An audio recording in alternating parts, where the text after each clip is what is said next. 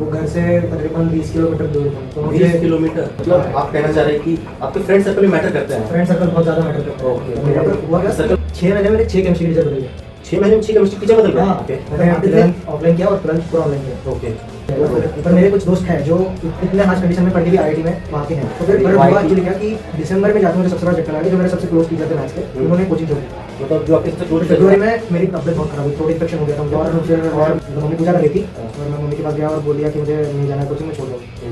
तो वो कर लो ना, तो बाकी कुछ करने की जरूरत भी नहीं पड़ती। और अंदर से कॉन्फिडेंस अलग आ जाता है। कॉन्फिडेंस आता है, अच्छे लेवल के क्वेश्चन देते। तो वैसे ही हर एक टीचर का कुछ स्पेशलिटी होती है यार। मैंने पढ़ा था सब कुछ और जैसे अभी मेरा दिमाग में सब कुछ बैठा है। Short notes is compulsory for JEE या फिर सीटीई, कोई भी आप कर रहे हो। इस वजह से ना शॉर्ट नोट फिर उसके साइड इफेक्ट बहुत पड़े। तब कान में ऐसा सिचुएशन थी कि मुझे एक्चुअली कान से आवाज आना ही बंद हो गई। उस समय ना मतलब कोई था नहीं साथ में। मम्मी तब समझा कि मम्मी पापा का मतलब सब तुमसे ज़्यादा तुमसे भी ज़्यादा वो चाहने वाले लोगों का होता था। मैं कंडीशन ऐसी थी कि मैं बेड से उठा ही 26 थी।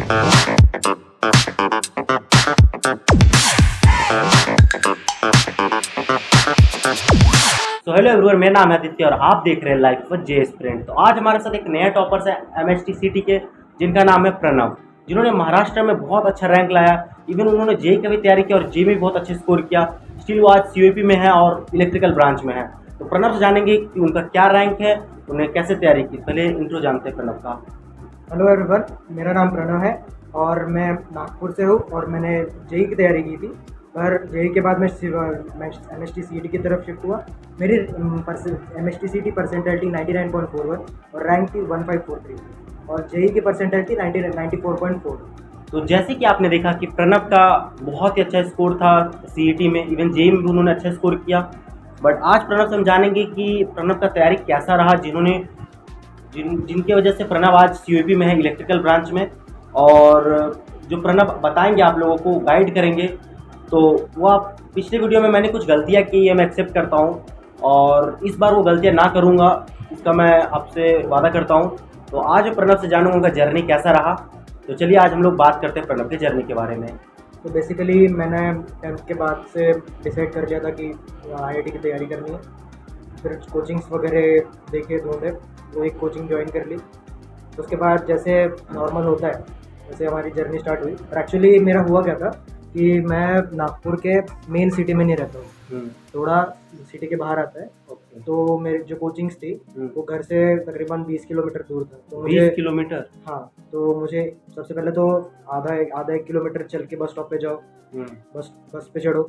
उसके बाद बस में जगह मिलती है नहीं मिलती है, खड़े रहो के जाओ। और बस स्टॉप से मेरी कोचिंग थी 1.5 किलोमीटर दूर, 1.7 किलोमीटर दूर। तो वहाँ से बस स्टॉप से पैदल कोचिंग जाओ।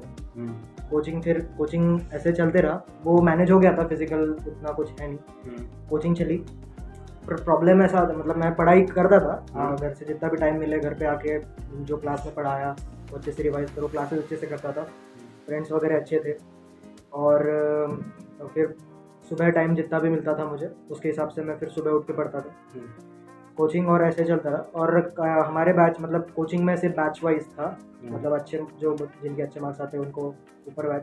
तो मैं मतलब मेरी 12th के बैचेस के अंदर मैं B1 में ही था, मतलब सबसे पहले बैच में ही था। मतलब नागपुर में भी बैच वाइज होती है ना? हाँ, वहाँ पे मतलब अभी धीरे धीरे कोचिंग अभी बन रहा है। मेरी कोचिंग मतलब इतनी भी मतलब नेशनल लेवल की नहीं थी, रीजन विदर्भ में अच्छा नाम है। तो वहाँ पे था नागपुर के, मतलब अच्छे लड़कों के बीच में रहा।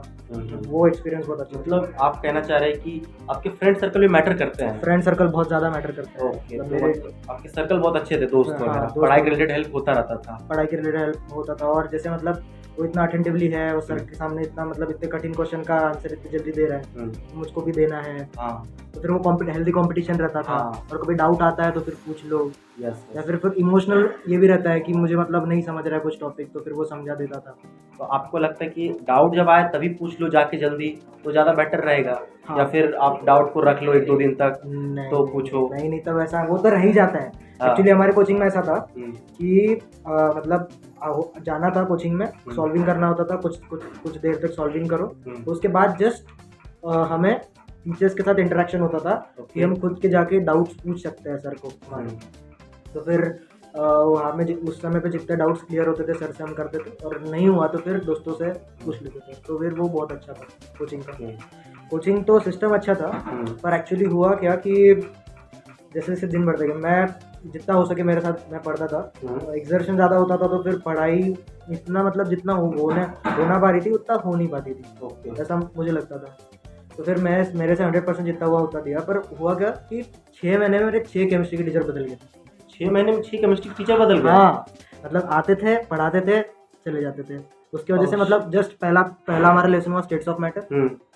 उसके बाद जैसे ही हमारा मोल कॉन्सेप्ट शुरू हुआ वैसे टीचर जो बदलना शुरू हुए, केमिस्ट्री की पूरी वाट लगा दी। मतलब जो बेसिक लेसन्स होते हैं हमारा, जो ये मोल कॉन्सेप्ट हो गया, उसके बाद केमिकल बॉन्डिंग, ये जो बेसिक अच्छे चैप्टर होते हैं वो अच्छे से नहीं हुए। तो आप हमारे जो एस्पिरेंट देख रहे हो उनको ये जरूर गाइड करना चाहोगे कि एक टीचर के साथ स्टक रहो। एक टीचर के साथ स्टक रहो, पर कैसा है वो ऑनलाइन में हो सकता है। हाँ, पर ऑफलाइन में मुझे एक्चुअली ऑनलाइन और ऑफलाइन दोनों का है, मैं बताऊंगा आगे। ओके। मैंने 11th ऑफलाइन किया और 12th पूरा ऑनलाइन किया। ओके। तो फिर तब पर ऑफलाइन में हमारे हाथ में नहीं होता है कि टीचर कब जाएगा कब नहीं जाएगा।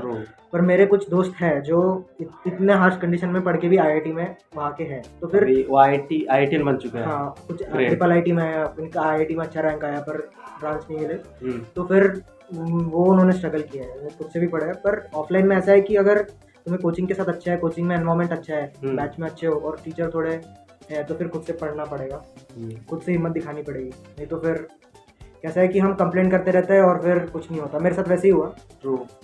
मतलब जैसे आप बोल रहे हैं कि 20 किलोमीटर कम डिस्टेंस नहीं होती है, बच्चे इसमें भी कंप्लेन कर देंगे कि 20 किलोमीटर, यहाँ तो लोग से 5 किलोमीटर नहीं जाया जाता है, तो बच्चे कंप्लेन करते ही रहते हैं। मतलब कंप्लेन नहीं करना, प्रॉब्लम तो बहुत सारे हैं दुनिया में, लेकिन आपको सोल्यूशन पर फोकस करना है कि नहीं। तो अब आगे बताइए आपने फिर कैसे किया अपना। उसके बाद मैं मतलब जैसे नॉर्मल शेड्यूल है उसको चलाता रहा, जैसे लेसन आगे बढ़ते गए मैं जितना हो सके उतना मतलब यूट्यूब से पढ़ लिया, कभी मतलब दोस्त से पूछ लिया, या फिर फिजिक्स और मैथ्स अच्छा जा रहा था। मेरे मैथ्स के टीचर बहुत अच्छे थे, फिजिक्स के भी बहुत अच्छे टीचर थे, बस केमिस्ट्री में थोड़ा बहुत प्रॉब्लम हुआ, वो मैं कर रहा था मैनेज खुद से। पर हुआ एक्चुअली क्या कि दिसंबर में जाके मुझे सबसे बड़ा झटका लगा कि जो मेरे सबसे क्लोज टीचर थे मैथ्स के, उन्होंने कोचिंग छोड़ दी। मतलब जो आपके सबसे क्लोज टीचर जिनसे आप डाउट ज़्यादा पूछा करते थे, टाइम स्पेंड किया करते थे, तो उन्होंने कोचिंग छोड़ दी। वो उन्होंने कोचिंग छोड़ दी। उसके बाद फिर मैंने जैसा हुआ वैसे फिर मैंने आए टीचर, मैंने बोला जाने दीजिए, कर लेते हैं मैंने दूसरे टीचर। उन दूसरे टीचर का भी नहीं समझ में आ रहा था। फिर फरवरी में मेरी तबीयत बहुत ख़राब हुई, थ्रोट इन्फेक्शन हो गया था मुझे, और मेरी 10-15 दिन मैं कोचिंग नहीं जा पाया। और तब वर्कलोड भी बढ़ गया था, क्योंकि हमें कैसा था कोचिंग में कि जो पिछले अभी आधा 11 तब तक ख़त्म हो गया था दिसंबर तक, और उसके हिसाब से हमारा एक्स्ट्रा सॉल्विंग मिलती थी पीछे लेसन की। वो अच्छे क्वेश्चन्स रहते थे, मेंस के ऊपर और एडवांस के थोड़ा नीचे।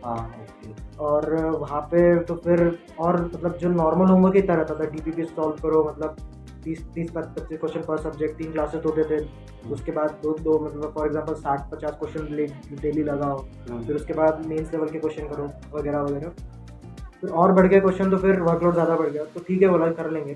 तो प्रणव, एक चीज़ जानना चाहेंगे कि जैसे आपका 20 किलोमीटर जाना फिर 20 किलोमीटर आना, इस पर तो टाइम लग जाती होगी, अराउंड 2 घंटा 3 घंटा ट्रैवलिंग में चली जाती होगी।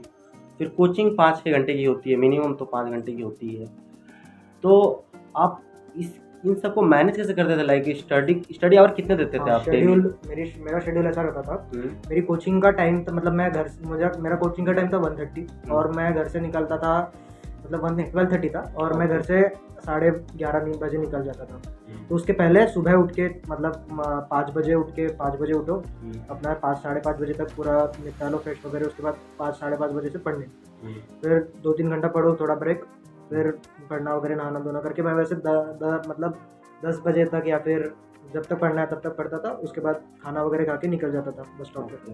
मैं कोचिंग में पहुंच गया। उसके बाद जो भी प्रैक्टिस सेशन है हमारे और डाउट सॉल्विंग सेशन, उसके बाद पढ़ के बाकी क्लासेस होते थे। मैं घर पे पहुंचता था 9 बजे, मतलब रात के। हाँ, क्योंकि कोचिंग कैसा था, कोचिंग छुट्टी थी 7:15 7:30 बजे, मुझे बस मिलती थी 8 बजे।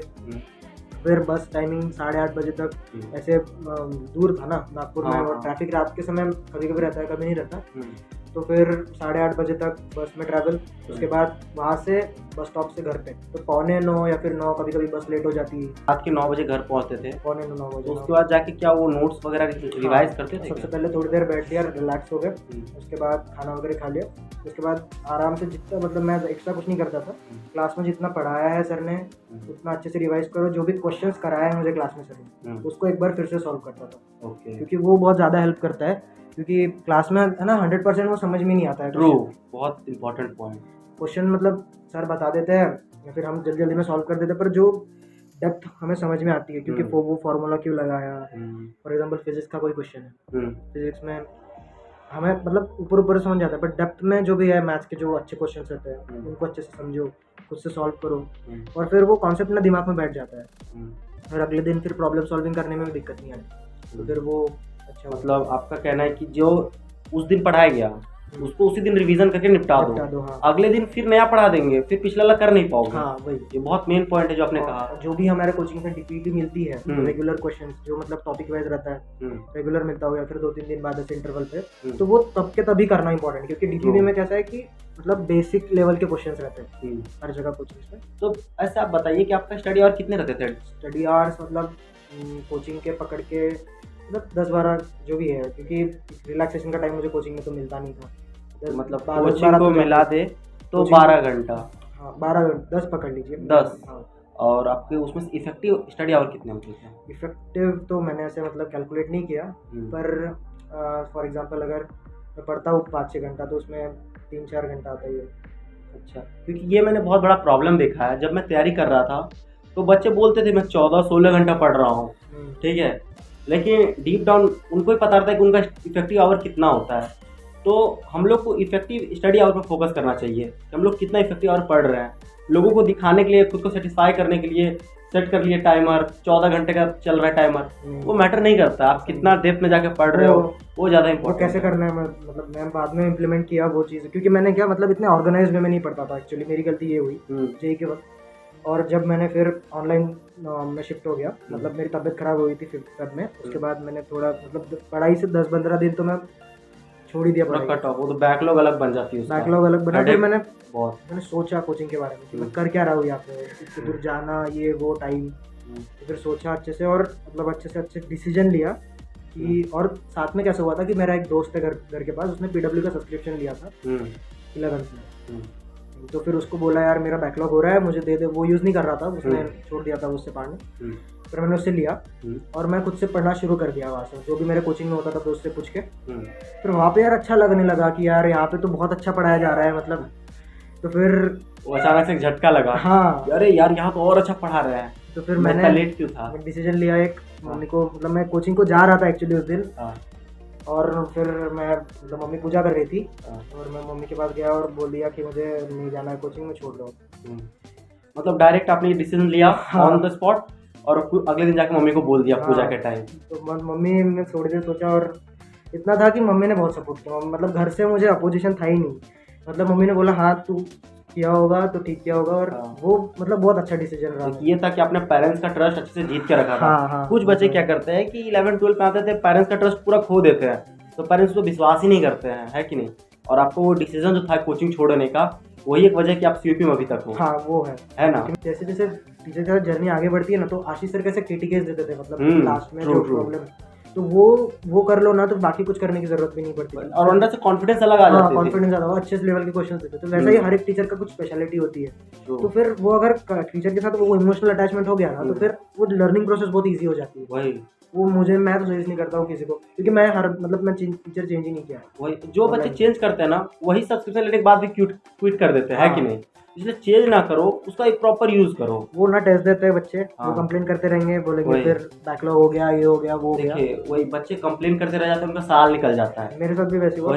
अभी देखिए 5 महीना बचा है MHTCT को, और अभी भी बच्चे कंप्लेन कर रहे होंगे कि टीचर अच्छे नहीं है। अरे भाई 5 महीने है, पढ़ लो अभी। तुम्हारी जो जिम्मेदारी है ना, वो तुम्हें खुद उठानी ही पड़ेगी। जिम्मेदारी आज का जनरेशन ऐसा है ना कि मतलब जिम्मेदारी से बच्चे भाग रहे हैं, जेन्युइनली बोले तो पता नहीं क्यों, बट वो भाग रहे हैं। वो एक्सेप्ट करें ना, कुछ देर बैठ के सोचे ना, अपनी जिम्मेदारियों से ही भाग रहे हैं। उनको एक्सेप्ट करना चाहिए कि नहीं हमारा सिचुएशन अच्छा नहीं है, मैं नहीं कर पा रहा हूँ, तो जो नहीं कर पाऊँ उन पर फोकस करूँगा, है कि नहीं। ऑनलाइन का अभी मैं बताऊँगा कि कुछ एक प्लस पॉइंट्स और माइनस पॉइंट्स पूछते हैं बच्चे को, कुछ प्रोज और कॉन्स होती ही है। हाँ, तो ये आप जरूर बच्चों को बता दीजिएगा। ऑनलाइन में एक्चुअली इशू ऐसा है कि मतलब सबसे पहले मैं एडवांटेजेस पे बताऊँ। एडवांटेज जैसे कि टाइम बहुत मिलता है आपको, और ऑनलाइन में अगर अच्छा प्लेटफॉर्म पे आप पढ़ रहे हो, जैसे PW हो गया और जो भी है अनअकैडमी हो गया, जो भी आपने वेदांतु, वहाँ पे टीचर्स की क्वालिटी बहुत अच्छी है, ऐसा मुझे लगता है। और तो वहाँ पे स्ट्रक्चर भी अच्छा है, डीबी भी मिलती है रोज वगैरह वगैरह। तो आपको टीचर्स का जो चेंजिंग वाला इशू है जो ऑफलाइन में होता है ना, वो ना के बराबर मिलेगा। उसके बाद आपका टाइम कैसा है वो आप मैनेज कर सकते हो। मैं तो सजेस्ट करूँगा कि लाइव क्लासेस ही करना है, क्योंकि लाइव क्लासेस में डिसिप्लिन रहता है और हम क्वेश्चंस को अच्छे से जल्दी सॉल्व टीचर के स्पीड में सॉल्व कर सकते हैं। पर वहाँ से फिर शेड्यूल बनता है, वहाँ पे डिसिप्लिन भी आता है।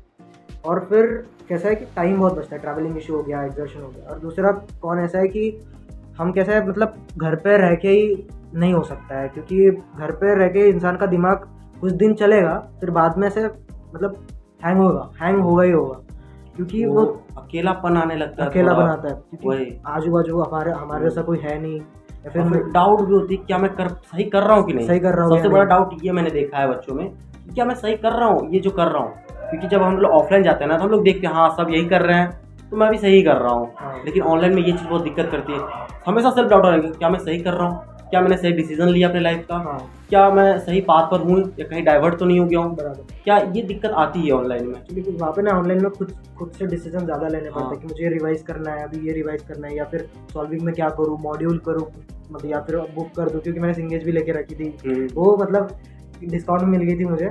और फिर मैं पछताया, क्योंकि उसके बाद सिंगेज सॉल्व करने की जरूरत नहीं अगर कोचिंग का मटेरियल अच्छा हो तो। बाकी नहीं पता, मैं बोलूँगा नहीं ज़्यादा, क्योंकि जिसको जैसा अपने पर्सपेक्टिव है। बराबर, पर मुझे सिंगेज की ज़्यादा ज़रूरत नहीं पड़ी। मैं ऑनलाइन अपने कोचिंग जो सर पढ़ाते थे वो नोट्स और बाकी डीपीपी और मॉड्यूल के। जैसे कि आप IIT JEE का तैयारी करते थे तो आपका कौन सा बुक था जो आप मतलब रेफरेंस बुक यूज़ किया करते थे। मतलब जैसे आपने कहा कि आपको ऐसा कोई बुक का दरकार पड़ा नहीं, बट स्टिल आप जैसे कि कुछ रेफरेंस बुक जो अपने एस्पिरेंट मतलब जो हमारे एस्पिरेंट भी है देख रहे हैं उनको बताना चाहोगे कि आप ये बुक कर लो।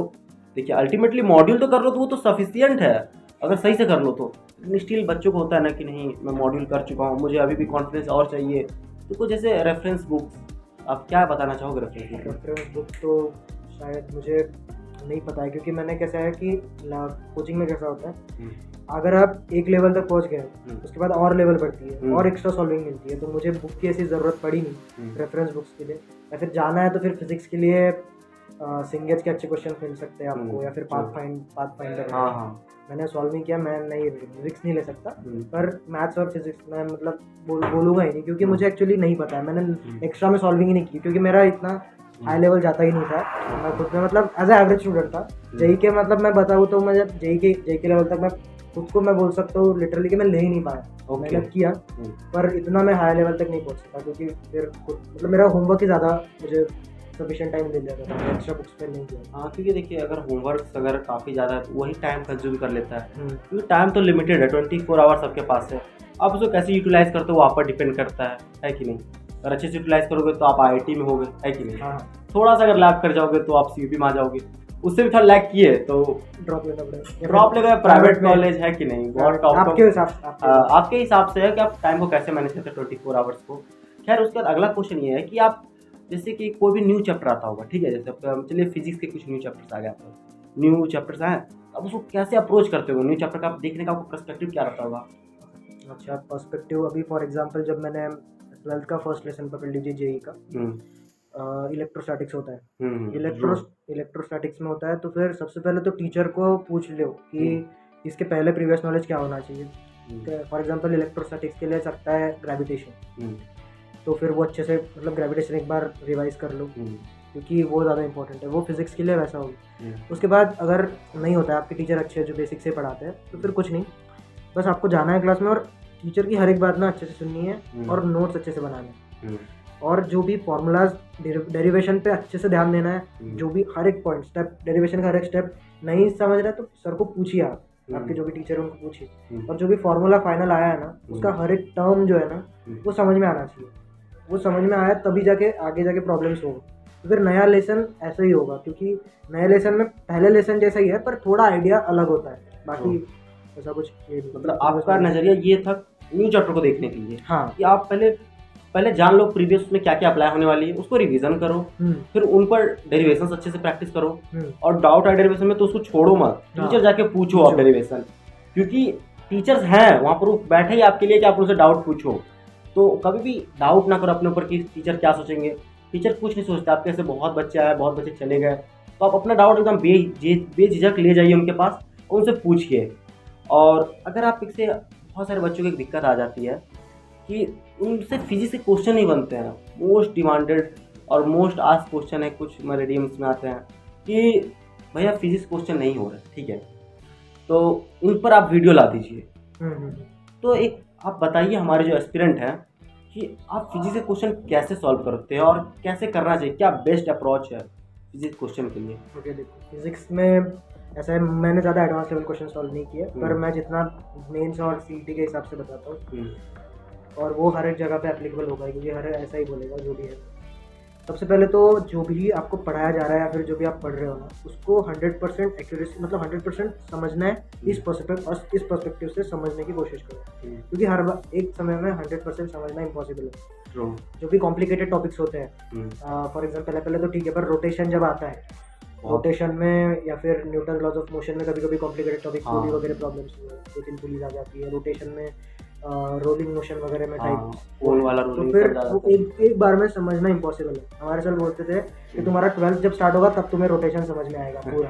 तो फिर जब मतलब ऐसा वो मतलब एक कंटिन्यूस प्रोसेस में लर्निंग चलती है हर एक टॉपिक की। पर जब भी तुम्हारा पहली बार होता है ना इनकाउंटर किसी टॉपिक से, उसको अच्छे से समझ लो, मतलब एकदम डेप्थ में जाने की कोशिश करो, और जो भी फार्मूलाज आ रहे हैं उनको समझो। क्योंकि बेसिक में डीपीपी में तुम्हारा प्रॉब्लम का ऐसा होता है कि बच्चों का डीपीपी सॉल्व नहीं होती सबसे पहले, क्योंकि उनका बेसिक स्ट्रक्चर ही मतलब होता ही नहीं है, बना ही नहीं होता। सबसे पहले प्रॉब्लम्स जो भी है उसके ऊपर डायरेक्टली नहीं जाना है। सबसे पहले थ्योरी है उसको अच्छे से समझो, जो पढ़ाया है उसको पढ़ो, फॉर्मूलाज अच्छे से लर्न कर लो। उसके बाद क्वेश्चन को पढ़ते हुए धीरे धीरे पढ़ना, एक एक वर्ड पढ़ो, और दिमाग में वो पिक्चर बनाओ या फिर ड्रॉ कर लो जो भी है। फॉर एग्जाम्पल काइनेमेटिक्स में होता है, उसको अच्छे से एक बार मतलब ड्राइंग करके या फिर फॉर्मूला जो भी गिवन है, और दिमाग में विजुअलाइज करने की कोशिश करो। जितना ज़्यादा विजुअलाइज करना है उतना अच्छा होगा, क्योंकि विजुअलाइजेशन फिजिक्स में बहुत ज़्यादा काम आता है, प्रॉब्लम सॉल्विंग हो या फिर कहीं भी इंजीनियर बनना है तो विजुअलाइजेशन आना ही चाहिए। वही सबसे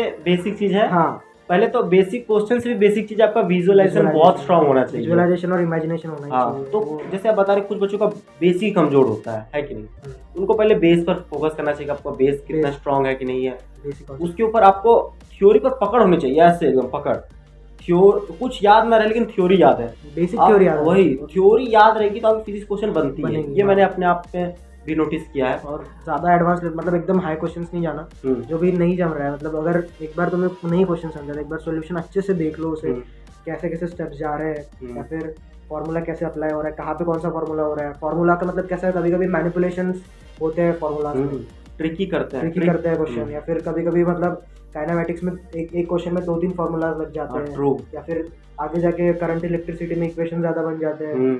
उसके बाद एसएचएम वगैरह, मतलब एसएचएम में कभी कभी ऐसा होता है कि फार्मूलाज की एक ही चीज़ के 2-3 फार्मूलाज है। ये बच्चे बहुत बर्डन ले लेते हैं कि क्यों ही याद करना है, लेकिन आपको ध्यान रखना चाहिए कि हर एक फार्मूला अलग जगह अप्लाई हुए। अगर टीचर ने चाह लिया आपको फंसाने का तो फंसा देंगे, लेकिन उसको क्रैक करने के लिए आपको तीनों फार्मूला याद होना चाहिए। अगर 3-4 जितने भी है तो याद होना चाहिए, तभी आप उस क्वेश्चन को क्रैक कर पाओगे। तो आप जैसे कि बताइए कि आपने अपने प्रिपरेशन के दौरान शॉर्ट नोट बनाई थी क्या? शॉर्ट नोट्स बहुत ज़्यादा इंपॉर्टेंट होते हैं एक्चुअली। अच्छा, आपने बनाई थी? मतलब बनाई थी, और वो मतलब एंड मोमेंट पे इतना ज़्यादा एडवांटेज देती है ना, मतलब वो नहीं हो सकता शब्दों में बयां, क्योंकि वो बनाते वक्त अपन कॉन्सेप्ट अच्छे से समझा हुआ आता है, अपन शांति दिमाग से बना के हर एक चीज़ को अच्छे से बनाते हैं। फिर जब एग्ज़ाम आता है तब फिर हम वो पढ़ते हैं ना, तब सेटिस्फैक्शन रहता है, नहीं यार मैंने पढ़ा था सब कुछ और अच्छे से अभी मेरा दिमाग में सब कुछ बैठा है। Short notes is compulsory for JE या फिर सीटी प्रिपरेशन, कोई भी आप कर रहे हो। अच्छा, एक बात बताइए, आपका बैकलॉग रहा था क्या? जैसे कुछ बच्चों का 11 बैकलॉग रह जाता है, फिर वो 12 में आके बर्डन ले लेते हैं, ओह शिट मैं तो बैकलॉग रह गया, अब भैया 11 की बैकलॉग कैसे कंप्लीट करूँ, मैं 11 के बैकलॉग कंप्लीट करने जाऊँ तो 12 बिगड़ने लगता है, 12 के लिए टाइम नहीं मिलता है। तो क्या आपको कभी ऐसा प्रॉब्लम आया था कि 11 का बैकलॉग को फील हो रहा? एक्चुअली मेरा 11 का बैकलॉग बहुत था, क्योंकि हेल्थ इश्यूज़ हो गए थे। मैंने देर पढ़ाई किया ही नहीं था। क्या हुए थे? जैसे आप एक्चुअली थ्रोट इन्फेक्शन मैंने बताया था। हाँ, ओके। वो हुआ था, वो उसमें इतनी खांसी बहुत थी तब, और कोचिंग तो जाना नहीं, वो किया जितना हो सके, पर नहीं हुआ था मेरा। कुछ लेसन में भूल गया था, जैसे कॉम्प्लेक्स नंबर हो गया, और फिजिक्स के ज़्यादा लेसन थे मेरे बाकी, और परम्यूटेशन कॉम्बिनेशन जैसे बड़े बड़े लेसन भी बाकी थे। मैंने किया ट्राई 12th के वक्त, पर वो मेरा 12th में ही इतना ज़्यादा टाइम लेता था कि मैं नहीं कर पाया। फिर हुआ कि एक्चुअली नवंबर का टाइम था, सिलेबस मेरा 12th का हो गया था, मैंने प्रोबेबिलिटी छोड़ दिया था क्योंकि देखा मैंने खुद की पेस नहीं पकड़ा। मैं फिर 11 के लेसन्स बाकी थे, तो मैंने डिसीजन लिया कि प्रोबेबिलिटी नहीं करता हूँ और अभी रिवीजन स्टार्ट करता हूँ। फिर जब मैं नवंबर में पढ़ने बैठा फिर से प्रॉब्लम सॉल्व ही नहीं हो रहे थे नवंबर के, बैकलॉग इतना था। तब फिर जो रियल टेंशन होता है तब स्टार्ट हुआ, तब वो स्टार्ट हुआ। उसके बाद मेरा हुआ कि एक्चुअली 9-10 तारीख होगा मेरे, मतलब ये कान में ना बहुत ज़्यादा दर्द होना शुरू हुआ एकदम से। राइट ईयर में? हाँ नहीं, लेफ्ट ईयर। लेफ्ट में, ओके। यहाँ पे ऐसा मतलब इतना धीरे धीरे बढ़ता गया और एक समय मतलब इतना ज़्यादा दर्द करने लगा और मुझे फिर अर्जेंटली जाना पड़ा हॉस्पिटल में। वो मतलब पता नहीं कफ की वजह से फंस हुआ था कान में और कान के ऊपर का पर्दे में थोड़ा सूजन थी। ओके। वो मैं वहाँ पे डॉक्टर ने इतना, वो भयंकर, सबसे ज़्यादा भयंकर एक्सपीरियंस था मेरा अब तक का। वो हुआ क्या, फिर वो कानों के लिए ना बहुत ज़्यादा हाई डोजेस की एंटीबायोटिक्स देते, तो फिर वो दिया मैंने, प्रिकॉशंस कुछ लिए नहीं, तो उसकी वजह से ना मेरे उसके साइड इफेक्ट्स बहुत पड़े। तब कान में ऐसा सिचुएशन थी कि मुझे एक्चुअली इस कान से आवाज़ आना ही बंद हो गया। मैं एक दिन इस कान से सुन ही नहीं पा रहा। हाँ, एक दिन ऐसा हुआ, मैं पढ़ रहा हूँ और हेडफोन लगाया, मैं रिवीजन कर रहा था, मुझे फिजिक्स के शॉर्ट नोट्स का, मैंने मतलब वो रिवीजन वीडियो से कर रहा था। मैं हेडफोन लगाया, यार इस इधर साइड से आवाज़ ही नहीं आ रहा है। अरे मैं इतना ज़्यादा घबरा गया था क्योंकि इतना दर्द तो हुआ ही हुआ। हाँ। उसके बाद मैं सुना कि यार कुछ हो तो नहीं गया कान को, जेई के लिए इतना समय बाकी है, मेरी तबीयत पूरी ख़राब और कान से सुना ही नहीं दे रहा है। फिर थोड़ी देर रुका, मैम को, डॉक्टर को फ़ोन लगाया, फिर वो बोले हो जाएगा कुछ दिन, तो उन्होंने ड्रॉप वगैरह बताया, ड्रॉप बुलाया मेडिकल से, ठीक हुआ। उसके बाद से फिर उसका जो एंटीबायोटिक्स का ना साइड इफ़ेक्ट बहुत हुआ मेरे मतलब जो स्टमक में इन्फेक्शन हो गया था और वो जनवरी मेरी पूरी चली गई। इवन मैंने इतना ज़्यादा डिप्रेशन, मतलब टेंशन था, मैंने मम्मी को बोल दिया कि नहीं हो रहा है मेरे से जेई, और मैं बोला बोर्ड्स की चुपचाप पढ़ाई करता हूँ। मतलब 1 जनवरी का दिन था, 1 जनवरी, और मैंने ये डिसीजन लेने की सोचा था। फिर मम्मी ने थोड़ा सा समझाया, नहीं जितना हो सके उतना कर। एक्चुअली जनवरी में मुझे 3 भयंकर बीमारियों का सामना करना पड़ा। अच्छा, वो कान वाला, उसके बाद पेट में इन्फेक्शन हो गया, पेट में मतलब थ्रोट वाली पहले हुआ था। हाँ। अभी जनवरी में वो मैं नहीं बता सकता जो हुआ वो। ओके। जनवरी में वो मतलब ज़्यादा ही क्रिटिकल कंडीशन थी। अभी मुझे उसे ऐसा कैसा तो भी लग रहा है, बता मतलब फील हो रहा है, हाँ, दर्द क्योंकि उस समय ना मतलब कोई था नहीं साथ में। मम्मी तब समझा कि मम्मी पापा का मतलब सब तुमसे ज़्यादा, तुमसे भी ज़्यादा तुमको चाहने वाले मम्मी पापा होते हैं तब। आजकल के जनरेशन क्या होता है, लव तब के चक्कर में पड़ जाते हैं, वो अपना प्रिपरेशन तो बिगाड़ते ही हैं, दरअसल मम्मी पापा से कनेक्शन बिगाड़ लेते हैं, है कि नहीं? मैं मम्मी पापा और मेरी मासी को, और जो भी मेरे मामा मासी और मम्मी पापा को थैंक यू तो नहीं बोला, अभी आपके वीडियो के थ्रू बोल रहा हूँ, थैंक यू बोल दो अपने मम्मी पापा को, क्योंकि तब मम्मी पापा नहीं होते। मतलब अगर तब मैं बाहर था या फिर अगर वैसी कंडीशन में मम्मी पापा ने साथ नहीं दिया होता तो आज नहीं सोच सकता। नहीं, खैर वो सब सोचना भी नहीं है। उसके बाद मम्मी पापा है, वो साथ हमेशा देंगे आपके। मैंने जितना हो सके मैंने उतना पढ़ा। और एक्चुअली हुआ कैसा था, जेई के इस बार शिफ्ट थोड़ा, मतलब 24 को थी जेई का फर्स्ट अटेम्प्ट का 1 तारीख, और थोड़ा शिफ्ट हो गया था 3। मैं कंडीशन ऐसी थी कि मैं बेड से उठाई 26 को, और जैसे ही फिर 26 जनवरी को बेड से मतलब ठीक हुआ थोड़ा, और 27 को पेपर दिया। जितना हो सके मेरे से उतना पढ़ा। पढ़ाई अच्छी सी हुई नहीं थी, और किस्मत इतनी बेकार कि 27 शिफ्ट 1 थी। शिफ्ट 1? हाँ। ओह गॉड, वो शिफ्ट पॉइंट कैसे भूल सकता है। मतलब आपने लास्ट डे में पढ़ाई नहीं की, जो कहा जाता है लास्ट डे का स्टडी बहुत ज़्यादा ज़रूरी होती है, आपका वो भी बुरा गया। उसके ऊपर से 27 का आपका मॉर्निंग शिफ्ट रहा, तो मतलब अब तो आप तो अलग ही टेंशन में और चले गए होंगे। जब फिर 12 को जब रिजल्ट आया, सुबह देखा मैं, मतलब तब मैं लिटरली ना, मतलब तो मैंने होप तो छोड़ दिया था जेई से। वैसे मैंने डिसाइड कर लिया था कभी जेई का पढ़ना ही नहीं, अभी डायरेक्टली बोर्ड्स और सीईटी 100%। और जो भी मतलब ना वो 2 साल ऐसे एकदम फ्लैशबैक होती, एकदम करेक्ट। जब आपका पहला अटेम्प्ट सही नहीं जाता थोड़ा, तो वो लगती कि 2 साल आंखों के सामने से गुजरती है। आपने अगर फील किया होगा, तो आंखों के सामने दिखती है कि आपने क्या स्ट्रगल किया, क्या धूप में गए, क्या 20 किलोमीटर हमने ट्रैवल किया, कितने अकेले डिप्रेशन में रहे, अकेलापन में रहे, वो दिख जाता है आंखों के सामने। तो आपने भी वो मंजर देखा, जो कि हर सीरियस एस्पिरेंट देखता ही है। अगर आप सीरियस नहीं हो तो शायद ही आप देख पाओगे अपने लाइफ में ये फेज। तो खैर अगर तो आपने उससे कॉप अप कैसे किया, जैसे आपको पता चल गया मैं कि ओपन ऐसा था कि मतलब कुछ तो मतलब जाना है तो अच्छे गवर्नमेंट कॉलेज में जाना है, मतलब जाना है। हम्म, और बैकलॉग था, जैसे आपने क्वेश्चन पूछा बैकलॉग का, तो मैं अभी बताऊंगा बैकलॉग मैंने कैसे कन्वर्ट मतलब कैसे कवर किया। पर जो भी मेरा जो मोटिवेशन अपने वो यह था कि मुझको जाना है, मतलब अच्छे कॉलेज में जाना ही जाना है, और इसी साल जाना है। हम्म, इतना मैंने डिसाइड कर लिया था कि मुझे 1 साल और देना नहीं है, जाना है। आईआईटी में जाऊँगा, एनआईटी में जाऊँगा, या फिर सीओईपी के नीचे मैं नहीं सोचा था। सीओईपी मतलब एम था, मैंने दिसंबर से दिमाग में सोच लिया था कि नहीं हो रहा है, जेई तो नहीं होना है, पर सीओईपी में कुछ भी करके आना है, मतलब आना है। बस उतना मैंने एम करके रखा था। ओके। तो फिर उतना मैंने जेई फर्स्ट अटेम्प्ट हो गया, 2-3 दिन मैंने कुछ भी नहीं पढ़ा, चुपचाप ब्रेक लिया। तो उसके बाद स्टार्ट किया पढ़ाई। फिर सबसे पहले मैंने क्लियर किया बैकलॉग। बैकलॉग के लिए मैंने फिजिक्स मतलब दिन को अच्छे से डिवाइड किया, शांति से हो गया। मैंने पूरा टेंशन छोड़ दिया, होगा नहीं होगा, सीईटी बोर्ड अच्छे नहीं होंगे, नहीं हो गए हो रहा, क्योंकि मैं समझ गया था कि टेंशन लेके कुछ फायदा है नहीं। वही सबसे बड़ा कि लोग का पहला टाइम खराब चल जाए, बहुत हाँ। टेंशन लेके बैठ जाता है, मतलब वो उसी टेंशन में अपना दूसरा टाइम भी खराब करते हैं, फिर वो ड्रॉप ले लेते हैं। वो मैंने नहीं सोचा, और मैंने वहाँ पे भी एक टफ डिसीजन लिया हम्म, कि मुझको अभी सीईटी की प्रिपरेशन, जेई की प्रिपरेशन नहीं करना है, मैं सीईटी की प्रिपरेशन करूँगा। क्योंकि तब मम्मी ने बोला कि मत कर, तेरे तू कर सकता है। दोस्त भी थे मेरे साथ, तो वो भी बोले कि ऐसा भाई मत कर, क्योंकि ठीक था पढ़ाई में, तो फिर बोल रहे थे कि यार तू कर सकता है, कर सकता है। पर मैंने खुद की सुनी, डीप डाउन रियलाइजेशन हो रहा था कि नहीं हो पाएगा, नहीं होगा। और मुझे दिख रहा था कि सीईटी इज मतलब कि हाँ it's hard but it's doable. हाँ, ऐसा भी नहीं कि इजी है, पर मैं सोचता था कि मतलब नहीं, अगर जेई में इतना दूंगा ना नहीं होगा, क्योंकि हुआ एक्चुअली होगा शिफ्ट हुआ 22-21 या 22 से अपना ये था बोर्ड्स। उसके बाद 15 दिन बाद जेई सेकंड अटेम्प्ट, और 15 दिन बाद सीईटी, और उसके बाद एडवांस भी था। तो मैंने बोला यार इसको छोड़ो, साइड में रखो और चुपचाप सीईटी पे फोकस करो। वो मैंने फिर सीईटी में ऐसे किया था कि मैंने टारगेट बनाया सबसे पहले, दिन को डिवाइड किया। मैथ्स में बहुत सारा बैकलॉग था, उसके बाद फिजिक्स, उसके बाद केमिस्ट्री। मैंने मैथ्स को दिन के 4 घंटे दिए। मैंने बोला कि हर सब्जेक्ट को इक्वली देना है। मैथ्स को दिन के कहीं भी 4 घंटे, फिजिक्स को 4 घंटे, और केमिस्ट्री को 4 फिजिक्स को 3 घंटे, और केमिस्ट्री को 3 घंटे। कुछ भी करना है 3 घंटे पढ़ना है, मतलब पढ़ना है, बस इतना साइडेड था पूरा। हाँ। और एक्चुअली कंडीशन ऐसी थी कि मेरा जो भी 1 महीना हुआ ना, तो उसमें मतलब मेरे बैठ भी नहीं पाता था, मतलब स्टडी टेबल में बैठना मुश्किल था मेरा। वो सिचुएशन ऐसी थी, बहुत स्ट्रगल था उस पीरियड मैं में। मतलब मैं जैसा अभी हूँ ना, उसका मतलब अभी बहुत पतला हो गया था ये पूरे, मतलब अलग ही, मतलब बॉडी पूरा डिक्लाइन हो गया था जितना मैं मतलब कोई मतलब ये ट्रू है, मतलब आपको पहचान नहीं पाएगा पहली बार देख के। ऐसा बहुत अभी भी मतलब फोटो में, मतलब अभी दोस्तों रूममेट्स को दिखाया ना, जो मेरा उस समय का फोटो था बोर्ड्स के वक्त निकाला, तो वो ये तू है ऐसा बोल रहा है।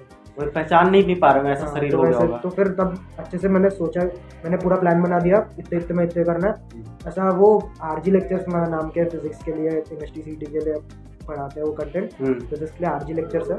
उन्होंने 1 शॉट बनाए थे इस साल, 3-3 घंटे के, एक लेक्चर के, एक लेसन के 1 शॉट थे। उनको बाद एक समय पे 3 घंटे मतलब अच्छे से डेडिकेटेडली बनाता था, नोट्स बनाता था, और पूरे हर एक दिन ना एक फिजिक्स का लेसन मतलब एक दिन में नहीं होता था वो कंप्लीट, क्योंकि नोट्स भी बनाता था, अच्छे से समझता था। तो एक दिन में आधा लेसन, दूसरे दिन आधा लेसन, ऐसे करके मेरे पास जितने भी समय था, मेरे 6 लेसन बैकलॉग में थे।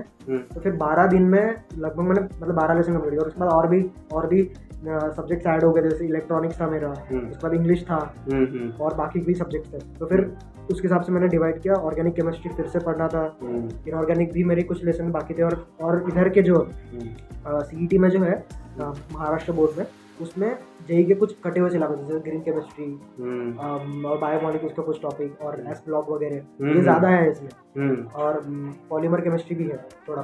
तो फिर ये भी कंप्लीट करना था। तो मैंने ऐसे करके एकदम सिस्टमेटिकली कंप्लीट किया अच्छे से, मतलब टेंशन कुछ भी नहीं लिया। मतलब वो मेरे लाइफ का ना ऐसे एकदम ज़्यादा चेंजिंग पॉइंट था। तो मैंने खुद को अच्छे से समझाया, देख अगर करना है तो यहीं पे करना होगा, यहाँ पे कुछ कहीं जाने की मतलब चांस है ही नहीं। वही क्योंकि मतलब घर की कंडीशन भी थी, मतलब अगर मैं 1 साल भी ड्रॉप लेता तो फिर मुझे वैसा ऐसा था ही नहीं मुझे और मम्मी पापा को और स्ट्रगल देना है 1 साल। वही वो देख नहीं पाते हैं ना कि यार अब मेरे वजह से ज़्यादा और सफ़र ना करे ना करे।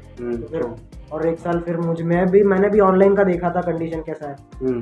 फिर मैंने अच्छे से बोर्ड लेवल तक किया, यूट्यूब पे किया, और यूट्यूब पे जो नहीं मिलता था वो सेल्फ स्टडी किया। मतलब मैं कंप्लेंट करना छोड़ ही दिया था कि यहाँ पे ऐसा नहीं है यार, ये ऐसा नहीं है, यहाँ पे ये कंटेंट अवेलेबल नहीं है वगैरह वगैरह। अच्छे से किया, और फिर बोर्ड एग्ज़ाम दिए। बोर्ड एग्ज़ाम मतलब अच्छे से हुआ। बोर्ड एग्ज़ाम में 86% आए। उसके बाद फिर 100% डेडिकेटेडली सीईटी के ऊपर फोकस किया। ओके, अच्छा तो आप डमी स्कूल से थे या फिर डमी थे आप? तो आपको लगता है कि डमी स्कूल ज़्यादा एडवांटेज प्रोवाइड करता है एस्पिरेंट को? ऑब्वियसली पर मैं नहीं ऐसा अभी कि सबको नहीं बोल सकता, पर हम्म। डमी स्कूल एडवांटेज होता है। मतलब आपको टाइम ज़्यादा देती है कि नहीं? तो अगला क्वेश्चन ये है कि आपका वीक सब्जेक्ट कौन सा था, आपने उसको कैसे हैंडल किया? वीक सब्जेक्ट देखा जाए तो मेरा मैथ्स और केमिस्ट्री दोनों थे। हम्म। केमिस्ट्री थोड़ा ज़्यादा था। हम्म। मैथ्स में मैंने जितना भी किया था वो अच्छे से किया था मैथ्स में, मतलब CET लेवल तक देखे जाए। मैथ्स में मतलब मैंने 100% ही सिलेबस नहीं कर पाया, पर मैं प्रोबेबिलिटी और परम्यूटेशन कॉम्बिनेशन छोड़ गया था, बाकी सब कुछ अच्छे से किया था।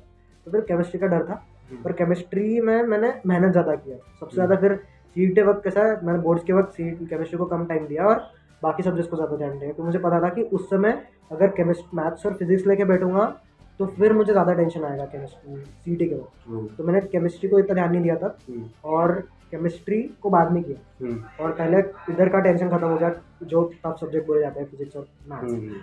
फिर उधर मेरा मैथ्स तब तक स्ट्रॉन्ग, मतलब मैंने स्ट्रॉन्ग ऐसे सोचा था कि कॉन्सेप्ट तो क्लियर है, कि प्रॉब्लम सॉल्विंग करनी है, तो मैथ्स स्ट्रॉन्ग हो गया। फिर केमिस्ट्री में मैं भूल जाता था। अच्छा। वो प्रॉब्लम था। और मैंने ऑर्गेनिक के बहुत कम क्वेश्चंस लगाए थे, तो अच्छा। उसका भी एक डर था कि यार ऑर्गेनिक में कुछ पूछ लिया। तो क्या आपने ऑर्गेनिक के लिए अलग बुक यूज़ किया था नहीं क्या? नहीं बुक यूज़ नहीं किया था, क्योंकि मेरे मतलब PW पे थे और रोहित अग्रवाल सर थे, उन्होंने उनका होमवर्क बहुत देते थे। और टीचर तो वो भी थे। वो उनका उनका बहुत ज़्यादा अच्छा एक्सपीरियंस था उनके साथ, नाइस। तो फिर और वो ठीक है। तो आपने इसको टैकल कैसे किया, मतलब आपने डेली रिवीजन वगैरह सब पर फोकस हाँ, किया? उसके बाद मतलब मेरा सिलेबस बोर्ड्स के वक्त ही मैंने कंप्लीट किया, मोस्ट ऑफ द सिलेबस। उसके बाद जो भी बचा था केमिस्ट्री के लिए जो बाकी है वो अच्छे से करूँ, बाकी सब कुछ सिलेबस लगभग मैं बोर्ड्स के, मैं स्ट्रैटेजी बना के था बोर्ड्स के पहले सिलेबस भाई कंप्लीट करना, उसके बाद प्रॉब्लम सॉल्विंग लगना है। उसके बाद बोर्ड्स के बाद मैं रिवीजन किया, उसके बाद प्रॉब्लम सॉल्विंग में मैं PYQ ज़्यादा किया, क्योंकि मैंने ऐसा सोचा कि यार अभी PYQ इतने सारे हैं CET के, और अगर और अच्छे से और बुक करो तो खरीदूंगा करूँगा, और बाकी वो दिमाग में, और क्योंकि सारे लेसन पे PYQs कर रहे हैं। फिर मैंने वैसे नहीं किया, मैं 2022 के PYQs प्रैक्टिस किया, और 23 के जो पेपर्स हैं ना उनको एग्जाम के जैसे दिया। जो भी मैंने ना मॉक टेस्ट कहीं की खरीदी, CET के मैं जीरो, मतलब कुछ खर्चा किया ही नहीं CET पे। CET के लिए 100% सेल्फ स्टडी और यूट्यूब। तो फिर CET में वो अच्छा एक्सपीरियंस रहा मेरे लिए, क्योंकि फिर कॉन्फिडेंस भी आया, क्योंकि मैं खुद से पढ़ सकता हूँ और खुद से भी कर सकता हूँ। CET में ऐसा हुआ। तो ओवरऑल ये था कि मटेरियल ज़्यादा मत खरीदो, हाँ, जो है उसको बेस्ट करो। हाँ, जो क्योंकि है अब ढेर सारा बुक खरीद लो, टेस्ट सीरीज खरीद लो, नहीं, पता चला कुछ दे ही नहीं रहे हो, कुछ भी इम्प्रूवमेंट है ही नहीं, तो ये वेस्ट ऑफ मनी है। Waste of ठीक है, money। आपको सारे स्टेप को देख के चलना होता है, क्योंकि आफ्टर ऑल आप स्टूडेंट हो, आप एस्पिरेंट हो, आपको सब चीज़ समझ के और चल के समझना पड़ता है कि नहीं। तो अब देखिए, जैसे कि अभी से देखकर काउंट करें तो 5 महीने बच गए CET के लिए। तो बच्चे जो देख रहे हैं हमारे एस्पिरेंट, उनको आप क्या कहना चाहोगे 5 महीनों के दौरान? आपको किन पर फोकस ज़्यादा करें, वो टेस्ट पर या फिर न्यू बुक खरीद के न्यू बुक लगा लें?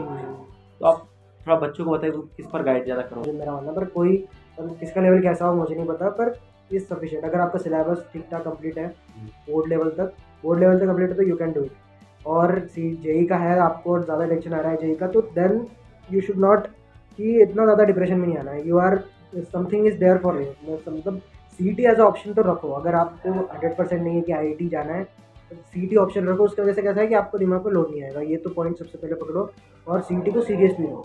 अगर CET मतलब है आपका JEE में नहीं हो रहा है, और CET को सीरियसली लो, क्योंकि मैं दोस्त ऐसे भी थे कुछ कि CET में अच्छा नहीं आया, वो फिर पछता रहे थे यार, कर लिया होता तब तो अच्छा होता। फिर CET you can do it, ऐसा मुझे लगता है। कैसे करना है वो आपको खुद देखना पड़ेगा, क्योंकि हर एक का लेवल ना अलग होता है। मेरी कंडीशन कैसी थी, सबसे पहले हेल्थ इश्यूज़ ने मुझको ज़्यादा हर्ट किया, और उसके बाद मेरा सिलेबस भी कंप्लीट नहीं था, तो मैंने खुद के हिसाब से कुछ किया। मतलब जैसे कि आपको आपके हिसाब से देखना है कि आपकी लेवल क्या है, आपका सिलेबस कैसे कंप्लीट, फिर डेडिकेशन के साथ आपको पढ़ना है, क्योंकि अभी यूट्यूब पे कंटेंट अवेलेबल है।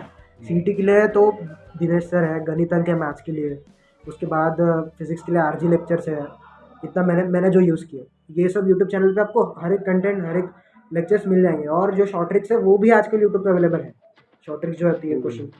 और आपको और भी करना है, CET अच्छे से हो गया आपको प्रिपरेशन, तो आप JEE के क्वेश्चन भी थोड़ा ट्राई कर सकते हो। पर CET में ऐसा है कि आपको सिलेबस 100% कंप्लीट करना है, और सबसे पहले 12th के ऊपर फोकस करें, क्योंकि 80% 12th है और 20% 11th है। तो फिर सबसे पहले 12th को अच्छे से करो। उसके बाद अगर आपको 11th पे नहीं हुआ है चैप्टर, उसके बाद 11th के चैप्टर करो और उस पर प्रॉब्लम सॉल्विंग करो। पर 12th पे ज़्यादा फोकस करना अच्छा रहेगा।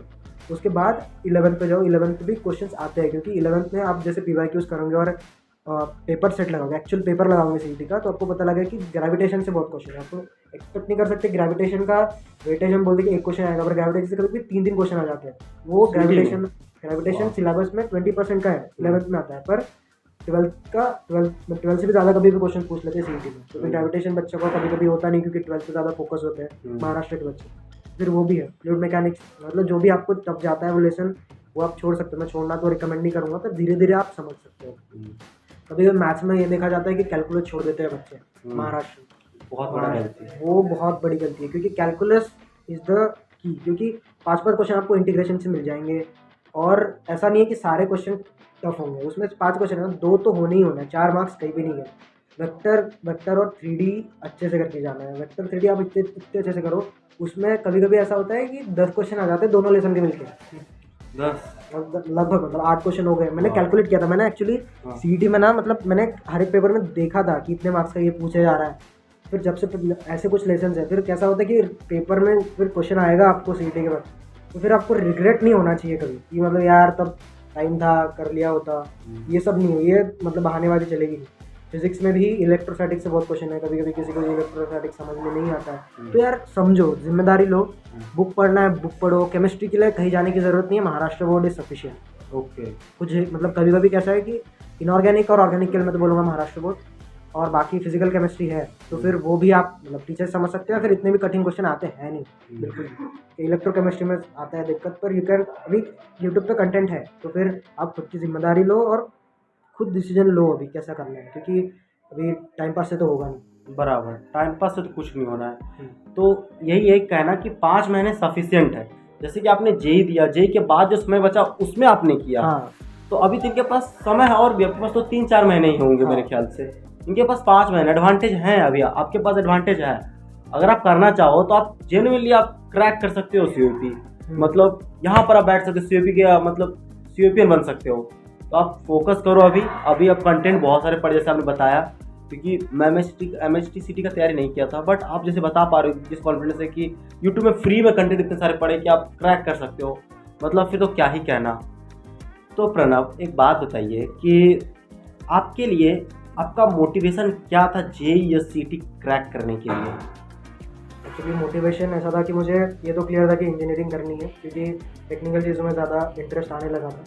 तो फिर ऐसा सोचा कि मतलब इंजीनियरिंग करनी है तो अच्छे कॉलेज से करूँगा, और अच्छे से मतलब नहीं हुआ है तो फिर ड्रॉप लूँगा सीधा, ऐसा मैंने सोचा था, दिमाग में बैठा कि आइडिया ये था। और मोटिवेशन ये था कि यार मैं जैसा हूँ मुझे वैसे इम्प्रूव करना है खुद को, और मुझे ऐसी जगह पे जाना है जहाँ से मेरे से अच्छे बंदे मिले मुझे। तो फिर वो एक मोटिवेशन था, और घर की भी कंडीशन जैसी है उसको वैसे नहीं रखना, मतलब इम्प्रूव करना है घर पे भी, या फिर मम्मी पापा को हेल्प करना है। मतलब अभी एज हो रही है तो फिर फाइनेंशियली अभी खुद पे रिस्पॉन्सिबिलिटीज़ लेनी है।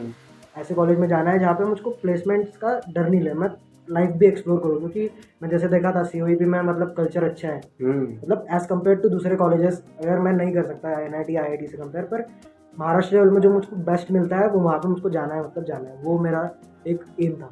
तो मैं बता रहा हूँ प्रणव कि अब तो पॉडकास्ट के एंड पर, मतलब इंटरव्यू के एंड पर आ चुके हैं, ठीक है, टाइम लिमिटेड है। तो आप जो एमएचटी सीटी या जेईई की तैयारी कर रहे हैं बच्चे, उनको आप क्या बोलना चाहोगे 2 लाइनों में, जरा बताइए। सबसे पहले डिसीजन समझ के लो, इंजीनियरिंग करना है, अच्छे कॉलेज में जाना है। दूसरा है कि खुद के ऊपर ना थोड़ा ईमानदारी से नज़र रखो कि मैं कहाँ पे गलत हूँ, क्योंकि मोस्ट ऑफ द टाइम खुद की गलती होती है। उसके बाद कंप्लेंट्स करना छोड़ो, और जितना ज़्यादा सेल्फ रिलायंट रहने की कोशिश करो। टीचर्स पे तो और टीचर्स पे अच्छे से फॉलो करो, इधर उधर टीचर बदलने की ज़रूरत नहीं है, और खुद की जिम्मेदारी खुद लो, ऐसा है। बाकी और तुम्हारी जिम्मेदारी कोई नहीं लेगा, और मम्मी पापा पे भरोसा करो, वो तुम्हारे सबसे ज़्यादा क्लोज है।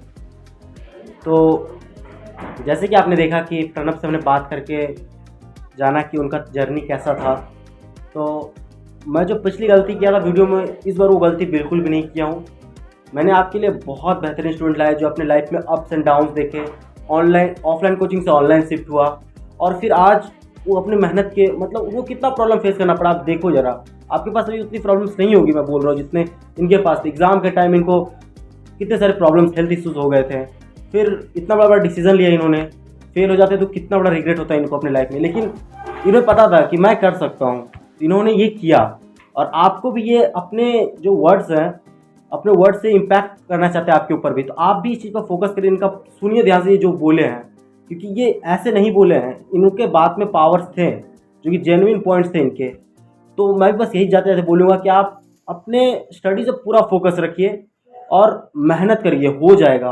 बस आप मेहनत खुद पर रखिए, है कि नहीं प्रणव? यस, मतलब जो भी आपके वीक पॉइंट्स हैं उन पे ध्यान दीजिए, क्योंकि मेरे केमिस्ट्री वीक पॉइंट थे, मुझे पता था। इतना अच्छे से पढ़ाया था सीईटी में, 99.78 ला लिया था मैंने केमिस्ट्री में। वो इतना मतलब है, मुझे अच्छा लगता है केमिस्ट्री में। सबसे ज़्यादा परसेंटाइल उसको 99.78 उसमें थे, chemistry as a subject particular. तो फिर बाकी फिजिक्स और मैथ में भी ठीक थे। पर ऐसा करो, जो भी नहीं हो रहा है उसको जम लगा के करने की कोशिश करो। तो गाइज इसी के साथ हम लोग अपना आज का पॉडकास्ट, या कह सकते हैं टॉपर इंटरव्यू सीरीज खत्म करते हैं। बस थैंक यू गाइस, आपने इतना देर मुझे सुना, और सबसे बड़ा थैंक यू तो आपको कि आप मुझे मौका दिया कि मैं बता सकूं सबको। नहीं, थैंक यू तो आपको ही बोलना चाहिए, सच कहूँ तो, क्योंकि आपने जो अपनी लाइफ की एक्सपीरियंस शेयर की। बहुत लोग तो उनके लाइफ में प्रॉब्लम है, अभी भी टॉपर्स बहुत सारे हैं, लेकिन वो इतना घबराते हैं कि अपना लाइफ का एक्सपीरियंस शेयर नहीं कर पाते। हमारे सामने जो बच्चे सुन रहे हैं, जो तैयारी कर रहे हैं, उनको कहीं ना कहीं ऐसे लोग चाहिए जो मतलब रिलेट करे आपके से स्टोरी, वो इंस्पायर होता है कि नहीं। तो दरअसल थैंक यू ये आपको जाना चाहिए। तो बच्चों को गाइड करने के लिए अपने वीडियो के माध्यम, मेरा तो एक बस जरिया है, गाइड तो आप कर रहे हो। तो बहुत बहुत थैंक यू आपको, और इसी साथ वीडियो को हम लोग रखते हैं अब।